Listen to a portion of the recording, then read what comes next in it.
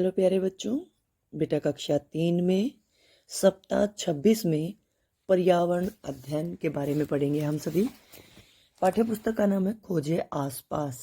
देखिए बेटा, जो खोजे आसपास है उसको आप हिंदी में बोलते हैं पर्यावरण अध्ययन। तो आज हम इसी के पाठ 20 के बारे में बात करेंगे। पाठ 20 का नाम है बूंद बूंद से। बेटा, जो ये पूरा पाठ है ये किस चीज़ पर आधारित है? ये पानी के ऊपर आधारित है। बूंद किसकी होती है? पानी की होती है ना। तो हम जैसे पानी को बर्बाद कर देते हैं, लेकिन कई जगह ऐसी हैं जहाँ पर लोग एक एक बूंद पानी को तरसते हैं। जैसे राजस्थान हुआ, वहाँ पर लोगों को पानी बहुत कम मिलता है, वो नहाते तो बहुत कम है, ठीक है, और पीने के लिए भी उनके वहाँ पानी नहीं है। वहाँ तो बेटा एक कहावत भी प्रचलित है, अगर उनके घर मेहमान आ जाता तो पानी पीने को नहीं देते, दूध देते हैं वो। लेकिन अगर कोई स्पेशल मेहमान आ जाए, विशेष मेहमान आ जाए, तो वो पीने के लिए पानी देते हैं, क्योंकि वहाँ पे पानी की इतनी कमी है। ठीक है, तो ये पूरा पाठ पानी की कमी के बारे में है कि बूंद बूंद को बचाना चाहिए। आपको पानी को वेस्ट नहीं करना चाहिए, ब्रश करें तब पानी को बचाना चाहिए। ठीक है, तो आपको ये सब चीज़ें सीखनी चाहिए कि आप पानी कैसे बचा सकते हो। पानी की एक हर बूंद कीमती है। इस पूरे पाठ में यही सब बताया गया है। इसकी वर्कशीट को हल करेंगे। आगे बढ़ने से पहले आप सभी से रिक्वेस्ट है बेटा, जो लोग चैनल पे नए हो चैनल को सब्सक्राइब करना बिल्कुल ना भूलें, ताकि सॉल्यूशन वीडियो आप लोगों तक जल्दी पहुँचे। वीडियो पसंद आए तो वीडियो को लाइक भी कर देना। सभी बच्चों को यहाँ पर अपना नाम लिखना है, यहाँ पर दिनांक लिखना है, आज की तारीख। आज तारीख है बेटा 20 जनवरी का महीना, साल चल रहा है 2022। ठीक है, चलो अब बात करते हैं अपने प्रश्नों की। जो ये प्रश्नों के उत्तर हैं ये ज़्यादातर मैं पाठ्य पुस्तक के अनुसार आंसर दूंगी। मैंने पाठ पढ़ लिया है और आप भी पाठ को पढ़ लेना। ठीक है, हमें पानी कहाँ से मिलता है? बारिश से, तालाब से, दोनों से। बेटा, हमें पानी दोनों जगह से मिलता है, बारिश से भी मिलता है और साथ साथ तालाबों से भी मिलता है। तालाबों में पानी होता है ना, तो दोनों जगह से मिलता है। ठीक है, हमें पानी बचाना चाहिए क्योंकि पानी धीरे धीरे खत्म हो जाएगा। ये सही आंसर है, पानी धीरे धीरे खत्म हो जाएगा। सभी के लिए पर्याप्त पानी है तो बचाएंगे क्यों? हर कोई पानी बचाने की बात करता है, इससे भी कोई मतलब नहीं है। ऐसे ही अगर पानी बर्बाद होता रहा ना तो एक न एक दिन पानी खत्म हो जाएगा।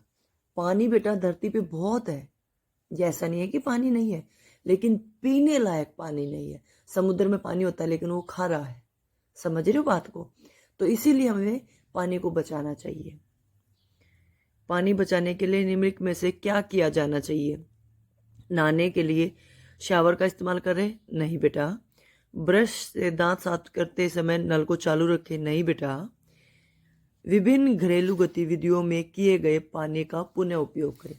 मतलब घर में जब आप पानी का इस्तेमाल करते हो, मान लीजिए बर्तन साफ कर रहे हैं, तो किसी टब में पानी को इकट्ठा कर ले, उससे आप पोछा लगा सकते हैं, या उससे कहीं पे धुलाई करनी हो गाड़ी वगैरह की, वो धो सकते हैं।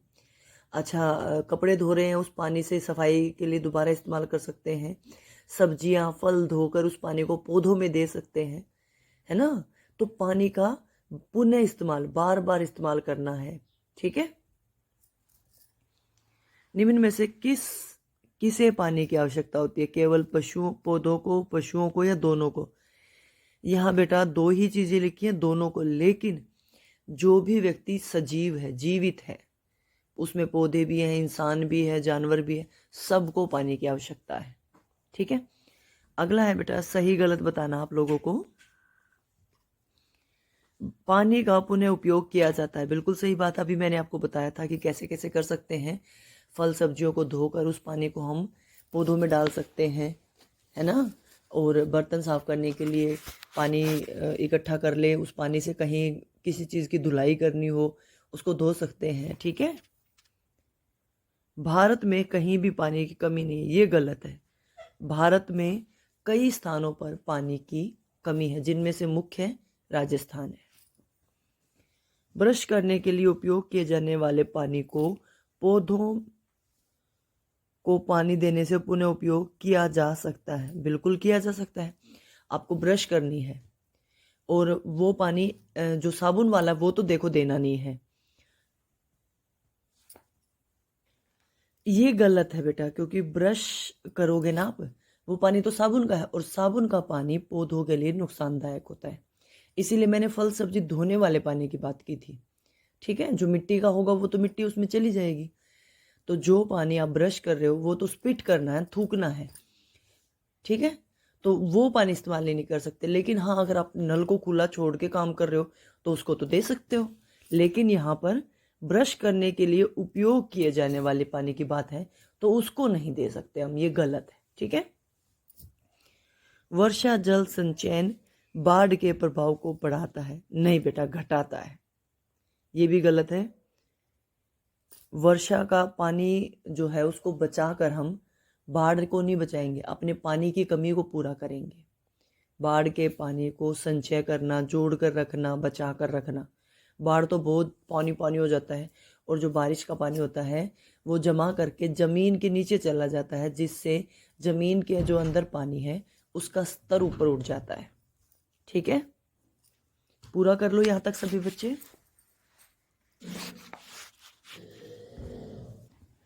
अगला है, हमें पानी का उपयोग विवेकपूर्ण तरीके से करना चाहिए। बिल्कुल सही बात है। विवेक तरीका मतलब विवेकपूर्ण तरीका होता है सोच समझकर, पानी को बर्बाद नहीं करना, सोच समझकर इस्तेमाल करना है। जिन गतिविधियों में पानी की आवश्यकता होती है उन पर गोला लगाना है। तो बताइए आप, घर की सफाई में पानी चाहिए बेटा, पोछा लगाते हैं, बर्तन साफ करते हैं। नाचने में नहीं। नौका विहार यानी नाव चलाना, नाव तो बेटा पानी में ही चलती है। नहाना, पानी से ही नहाते हैं। दांतों को ब्रश करना, पानी से ही करते हैं। गाना नहीं बेटा, गाना गाने में पानी कहाँ चाहिएगा। साइकिल चलाना नहीं बेटे। भोजन पकाना, खाना पकाने के लिए हर काम में आटा गूंथना है तब, सब्जी बनानी है तब, चाय बनानी है तब, भोजन पकाने की हर गतिविधि में पानी की आवश्यकता है। पीने के लिए पानी की आवश्यकता है। तो देखो बेटे, इन पर मैंने गोला लगा दिया है जिन कामों में पानी की ज़रूरत है। अगला है खालिस्तान भरने हैं। हमें पानी की एक बूंद, यही पाठ कर रहे हैं ना हम, बूंद बूंद से, एक बूंद भी बर्बाद नहीं करनी चाहिए। पृथ्वी की सतह का लगभग 3/4 भाग पानी से ढका हुआ है, मतलब पानी है धरती पे। मैंने अभी यही बताया था आप लोगों को, लेकिन वो पीने लायक नहीं है, समुद्र का पानी है, खारा पानी है। सभी डैश के लिए पानी आवश्यक है, सभी जीवों के लिए। जीवों में इंसान भी आ जाते हैं और जानवर भी आ जाते हैं। सभी सजीव भी लिख सकते हैं, सभी सजीवों के लिए जिनमें जीवन है, सजीव लिख देंगे हम। ठीक है, सभी सजीवों के लिए। जीवों भी ठीक था, लेकिन पेड़ पौधे बेटा जीव नहीं है, चल फिर नहीं सकते ना। जीव होते हैं जो चल फिर सकते हैं, तो हम सजीव लिखेंगे, सजीव जिनमें जीवन है। ठीक है, तो सभी खालिस्तान भर देती हूँ मैं। देखो बेटा, मैंने सभी खालिस्तान भर दिए हैं। आगे बढ़ते हैं। आगे है पानी बचाने के कुछ तरीके बताने हैं आप लोगों को, आप पानी कैसे बचा सकते हो। सबसे पहले तो हम पानी कैसे बचा सकते हैं, जब भी आप ब्रश करें नल को बंद रखें, कुल्ला करने के लिए नल चलाएं। उसके बाद बेटा पानी का पुनः उपयोग करें, बार बार इस्तेमाल करें पानी का। उसके बाद वर्षा के जल को बचाएं। ठीक है, और उसके अलावा आप फव्वारे में नहाएं, शावर में ना नहाएं, सॉरी फव्वारे शावर में ना नहाएं, बाल्टी में पानी लेके नहाएं। ठीक है, तो इस तरह से हम पानी को बचा सकते हैं। अगला है, आप पानी का पुनः उपयोग कैसे कर सकते हैं। 2 सरल तरीके बताने हैं। एक तो फल सब्जियों को धोने के बाद उस पानी से हम पौधों को दे सकते हैं। एक बेटा जो हमारा घर में कपड़े धोते हैं वो हम हाथ से धो सकते हैं, मशीन में पानी ज़्यादा लगता है। ठीक है, सरल तरीके बताने हैं पानी के पुनः उपयोग के, पानी का दोबारा इस्तेमाल करने का। तो जो हमारा साफ पानी हो, जिससे आप पोछा लगा सकते हो, ठीक है, पोछा लगाने वाले पानी को भी हम पौधों में दे सकते हैं। अगला है बेटा, भूमिगत टैंक या पानी की टंकी का चित्र बनाना। भूमिगत टैंक जो धरती के अंदर पानी का टैंक होता है वो, और पानी की टंकी जो आपके घरों में छत पे रखी है वो, किसी भी एक का, क्योंकि बीच में स्लैश लगाया है, किसी एक का चित्र बनाना है। ठीक है, देखो बेटा मैंने इनके आंसर्स लिख दिए हैं। पानी बचाने के कुछ तरीके: नहाते समय फव्वारे का इस्तेमाल ना करें, ब्रश करते समय नल को बंद रखें, पानी का पुनः उपयोग करें, बार बार इस्तेमाल करें पानी को। ऐसे ही अब पानी का उपयोग कैसे करना है उससे संबंधित आपका अगला प्रश्न है। 2 तरीके बताने थे। फल सब्जियों को धोने के लिए इस्तेमाल किए जाने वाले पानी को पौधों में दे दें, क्योंकि उस पानी में थोड़ी थोड़ी मिट्टी हो सकती है ना, और पौधों के लिए बहुत अच्छा रहेगा वो। बर्तन या कपड़े धोने के पानी को घर की साफ सफाई में इस्तेमाल करें, पोछा लगाने में, कहीं पे धोना हो वहाँ पे इस्तेमाल कर सकते हैं। वाटर फिल्टर, जिन घरों में पानी साफ करने के लिए वाटर फिल्टर लगा होता है उसमें थोड़ा थोड़ा पानी बेटा वेस्ट निकलता रहता है, उस पानी का इस्तेमाल आप कपड़े धोने में, बर्तन धोने में कर सकते हैं। इस तरह से हम पानी का पुनः उपयोग दोबारा इस्तेमाल कर सकते हैं। ठीक है, तो इन प्रश्नों को आप पूरा कर लेना। अगला था आपको भूमिगत टैंक, जो जमीन के अंदर टैंक होता है वो ऐसा होता है। टैंक यानी टंकी तो वैसी ही होती है, लेकिन वो ज़मीन के अंदर होती है, ये मिट्टी के अंदर दबी हुई है ना, देखो। और वैसे अगर पानी की टंकी का बनाना, ये आपकी पानी की टंकी है। दोनों बना दिए हैं, दोनों बनाना चाहो दोनों बना लेना, एक बनाना चाहो एक बना लेना। ये चित्र आपको अपनी कॉपी में बनाना है। ठीक है, समझ गए सभी? यहाँ पे बेटा आपका वर्कशीट का कार्य पूरा हो गया है। सभी बच्चे इस काम को पूरा कर लेना।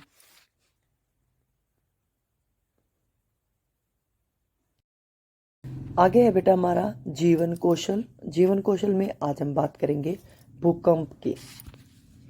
मैं पहले सारा पढ़ के सुना देती हूँ क्या क्या लिखा है, क्योंकि ये पढ़ना भी जरूरी है।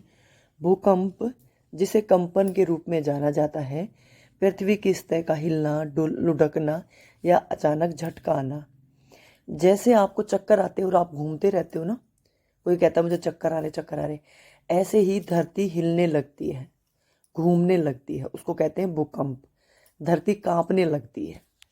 ठीक है प्रिय बच्चों, भूकंप एक प्राकृतिक आपदा। प्राकृतिक का मतलब ये प्रकृति के कारण होती है, प्रकृति से जुड़ी हुई है। इसके कारण जीवन और संपत्ति का भारी नुकसान होता है। जब ऐसा होता है तो कुछ बातों का ध्यान रखना चाहिए। देखिए बेटा, जब भूकंप तेज आता है तो धरती हिलने लग जाती है, तो सारा सामान गिर जाता है। तो चाहे वो मकान हो, कुछ भी हो, सब कुछ हिल के टूट के नीचे गिर जाता है। आजकल तो भूकंप रोधी घर बनने लगे हैं, लेकिन जो पहले के बने हुए हैं या जिनमें कोई कमजोरी है तो उनमें दिक्कत आती है। भूकंप के समय आपको किन बातों का ध्यान रखना चाहिए? सबसे पहले तो बिस्तर, मेज, डेस्क जैसे फर्नीचर के नीचे छुप जाए। अगर मान लीजिए भूकंप आ जाए और आप अपने घर में हैं तो आपको किसी भारी वस्तु के नीचे छिप जाना है। इसके निचले हिस्सों को इतना कसकर पकड़ लीजिए कि यह हिलते डुलते हुए खिसके ना। भूकंप आएगा तो वो हिले तो होगी, लेकिन टाइट पकड़ना है ताकि वो भी ना हिले और आप भी सुरक्षित रहें। अगर आपको कोई मजबूत चीज़ दिखाई नहीं दे रही तो अपने सिर को किसी मजबूत वस्तु या मोटी किताब से ढककर अपने घुटनों के बल बैठ जाए। एक तरह से ये समझ लो, कोई भी चीज़ लेकर आपको अपने आप को बचाना है, अपने सिर को मजबूत चीज़ से ढकना है ताकि किसी भी प्रकार से आपके सिर को चोट न लगे। अपने हाथों से ढक लीजिए, क्योंकि बेटा हमारा सिर जो है बहुत ही नाजुक होता है। अगर हाथ पैर में चोट लग जाए इंसान ठीक हो जाता है, लेकिन अगर सिर में चोट लग जाए तो उसका जीवन खतरे में आ जाता है। भूकंप के झटकों के समय पंखों, खिड़की, अलमारी और भारी वस्तुओं से दूर रहें, क्योंकि ये गिरेंगे तो चोट लग जाएगी। इसलिए शीशे के गिरने और टूटने के कारण चोट लगने का अधिक खतरा रहता है। ठीक है, खिड़की वगैरह के पास अगर शीशे हैं तो गिर जाएंगे तो ज़्यादा चोट लगेगी। लिफ्ट की जगह सीढ़ियों का इस्तेमाल करें, क्योंकि लिफ्ट बंद हो सकती है, टूट के गिर सकती है। सीढ़ियों के रास्ते भाग के बाहर आएंगे तो आप सुरक्षित रहेंगे। इन बातों का याद रखें और अपने माता पिता से इन बातों पर चर्चा करनी है कि क्या उनके साथ ऐसा कभी हुआ है कि भूकंप आया हो, भूकंप कैसे आता है। सही बात वो आप लोगों को बताएंगे, कि अपने अनुभव बताएंगे। ठीक है, तो आपको भूकंप के बारे में लोगों को भी बताना है और खुद को भी। जैसे अब मैंने तो आपको बता दिया, ऐसे आपको जानकारी प्राप्त करनी है और ज़्यादा, और सुरक्षित रहना अगर कभी भूकंप आता है तो। अच्छा, इसके लिए आपके लिए गतिविधि आ गई है। अब आपदा प्रबंधन हेल्पलाइन नंबर कितना है? 108। भूकंप, बाढ़, आपदा से जुड़े हुए जो प्रबंधन नंबर है 108 है, आपदा प्रबंधन फ़ोन नंबर। पहली गतिविधि में आपको फ़ोन नंबर पता होना चाहिए, मैंने आपको बता दिया 108। आगे बेटा, निम्न दी गई गतिविधियों का वीडियो बनाकर अपने कक्षा अध्यापक के साथ साझा करना है। मान लीजिए भूकंप आ जाए और अपने आप को आपको बचाना है किसी टेबल या मेज के नीचे, या टेबल मेज ना हो तो हाथों के से अपने सिर को ढककर।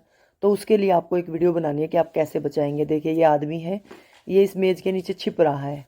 ये ऐसे पहले मुड़ेगा, फिर मेज के नीचे जाएगा। ऐसा तो नहीं कि पहले मेज को उठा के उसके नीचे जाएगा, नहीं, मेज के नीचे घुटनों के बल जाएगा और इसके पैरों को, टेबल के पैरों को पकड़ के मजबूती से पकड़ कर बैठ जाएगा। ठीक है, तो इसी को बता रखा है। पहले आपको झुकना है, फिर अपने शरीर को ढकना है और टेबल को मजबूती से पकड़ना है, ताकि आप भूकंप के समय सुरक्षित रह सके। और ये गतिविधि आपको अपने घर पर करनी है। ठीक है, तो इसकी वीडियो बनाकर आपको अपने टीचर को भेजनी है। अगला है, नियमित अंतराल पर आपके विद्यालय में मॉक ड्रिल का अभ्यास किया जाता है। अपने माता पिता और शिक्षकों से इसके उद्देश्य और लाभों के विषय में चर्चा कीजिए। मॉक ड्रिल यानी, जैसे अब भूकंप की हम बात कर रहे हैं, तो अगर कभी भूकंप आ जाए तो हम कैसे काम करेंगे, उसकी तैयारी के लिए मॉक ड्रिल अभ्यास किया जाता है। कि मतलब भूकंप आ जाएगा तो एकदम से आपको कैसे काम करना है। ठीक है, तो इसका स्कूलों में इसलिए अभ्यास किया जाता है ताकि कभी ऐसी स्थिति आए और आपको जानकारी हो, तो आप खुद को और अपने आसपास के लोगों को इसी स्थिति से बचा सकें। ठीक है, मान लीजिए आप घर पे हैं और आपको भूकंप के बारे में पता ही नहीं, करना क्या है, तो बचाएंगे कैसे। इसीलिए मॉक ड्रिल करवाई जाती है, ताकि कभी अगर भूकंप आ जाए, आप घर पे हों या बाहर हों, तो खुद को बचा सकें, आसपास के लोगों को बता सकें कि आपको ऐसे काम करना है और सुरक्षित रह सकें। ठीक है, तो अपने माता पिता से भी इस बारे में चर्चा करना। यहाँ पे बेटा जीवन कौशल का सारा कार्य पूरा हो गया है, तो इसको वीडियो बना कर भी अपने टीचर को ज़रूर भेजना और इन बातों की चर्चा भी ज़रूर करना आप अपने घर परिवार के आसपास के सदस्यों के साथ। ठीक है, आगे बात करेंगे संस्कारशाला की, छोटी छोटी मगर बड़ी बातें। आज का हमारा सुविचार है बेटा, संघर्ष जितना जितना बड़ा संघर्ष होगा, जीत उतनी ही शानदार होगी। यानी आपके जीवन में जितनी कठिनाइयाँ आएंगी, आपको उतनी ही मीठी सफलता मिलेगी। कई लोग क्या करते हैं, कठिनाइयों से डर कर पीछे हट जाते हैं। मेरे पास ये नहीं है, मेरे पास वो नहीं है, मैं कैसे करूँगा, मैं ऐसे कैसे कर पाऊँगा। तो वो डरना नहीं है आपको, उस समय हिम्मत से काम लेना है और आगे बढ़ते रहना है, तभी आप जीवन में सफल होगे। ठीक है, तो संघर्ष जितना ज़्यादा करोगे ना, उतना बाद में आपको मज़ा आएगा कि जीत जब मिलेगी। देखो, मुझे कितने संघर्ष के बाद, कितनी कठिनाइयों के बाद जीत मिली है, तो आपको बहुत अच्छा लगेगा। आपको क्या खाना पीना है? गुड़, तिल, मूंगफली, टमाटर का सूप। गुड़, तिल, मूंगफली आसानी से मिल जाएगी, ये सब चीज़ें खा लीजिए। अगर घर में किसी को टमाटर का सूप बनाना आता है तो बनवा के पी लीजिए, वरना ये चीज़ें खाने से भी काम चल जाएगा। गतिविधि में अपने घर आंगन में लगाए गए पौधों को गमलों में व्यवस्थित करें। अपने घर के आसपास जो भी आपने पेड़ पौधे लगाए हैं, अगर वो गमले में नहीं है तो उनको गमले में लगाएं। गमला कोई भी हो सकता है, पुरानी टूटी फूटी बोतल का, किसी पुराने टब का, बाल्टी का। ज़रूरी नहीं कि आप बाज़ार से ख़रीद के ही गमला लेके आएँ। ठीक है, आगे है खेल में लूडो का खेल खेलना अपने परिवार के साथ, अपने दोस्तों के साथ। विशेष में आज कोरोना या अन्य बीमारी से बचने के लिए चेहरे पर मास्क लगाएं, शारीरिक दूरी का पालन करें, सैनिटाइजर का इस्तेमाल करें या फिर साबुन पानी से बार बार हाथों को धोएं। कभी ओमिक्रॉन, कभी डेल्टा, फिर ऐसे बार बार कोरोना के रूप बदलते जा रहे हैं। ठीक है, तो अपने परिवार को सुरक्षित रखिए, खुद भी सुरक्षित रहिए और इन नियमों का पालन करें। मास्क लगाएं, शारीरिक दूरी 2 गज की दूरी, 6 फीट 2 गज की दूरी और सैनिटाइजर का इस्तेमाल करें। आगे है आपकी दैनिक दिनचर्या वही है। माता पिता का अभिवादन करके दिन की शुरुआत करें। दांतों को दिन में 2 बार ब्रश करें। प्रतिदिन स्नान करें। खूब पानी पिएं। अपने चेहरे को छूने से बचें। हाथों को बार बार धोएं। ठीक है, अपना गृह कार्य समय पे पूरा करो। ये सारी बातें आप लोगों को पता है, रोज हम इनको रिपीट करते हैं। यहाँ पे बेटा आपका सारा कार्य पूरा हो गया है और आपको मैंने दैनिक दिनचर्या की भी बातें बता दी। इनको अपनाते हुए सुरक्षित रहें और अपना काम पूरा करके अपने टीचर को भेज दें। वीडियो अच्छी लगे तो लाइक कर देना, चैनल को सब्सक्राइब कर लेना, कमेंट करके बताना आपको समझ में आया कि नहीं आया। ठीक है, वीडियो देखने के लिए आपका बहुत बहुत धन्यवाद।